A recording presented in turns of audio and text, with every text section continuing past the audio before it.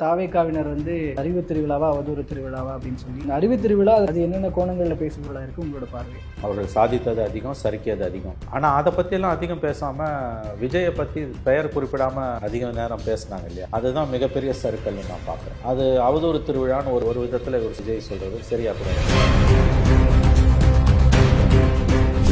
Uday versus Vijay அப்படின்னு இருக்கிறதுனால தான் உதயநிதி அவர்கள் வாயாலேயே அழுத்தமான எதிர்ப்பு கருத்துக்கள் வந்திருக்கு. ஆமாம், அப்படிதான் புரிஞ்சுது.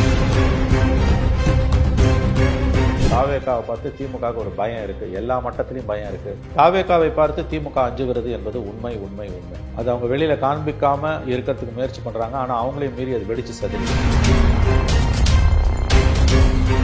முதலமைச்சரும் துணை முதலமைச்சரும் உட்கார்ந்துருக்கிற விழாவில் நேற்றுக்கு கட்சி ஆரம்பித்தவங்களை பற்றி எல்லாரும் பேசுறீங்கன்னா நீங்கள் விஜயை பார்த்து நடுங்குகிறீர்கள், உங்கள் கட்சி பயப்படுதுன்றதுக்கு இதை விட வேறு சிறந்த உதாரணம் எதுவும் தேவையில்லை.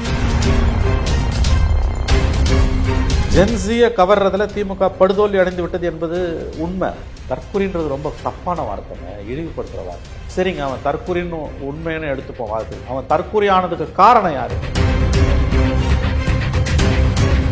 இன்றைய ஜென்சி விஜய் பக்கம் நிற்கிறாங்களா, உதயநிதி பக்கம் நிற்கிறாங்களா? விஜய் பக்கம் தான் நிற்கிறாங்க, திமுக பக்கம் இல்லை. உதயநிதினு கூட சொல்ல வேணாம், திமுகன்னு வச்சு. விஜயா திமுக வேணா, விஜய் பக்கம் தான்.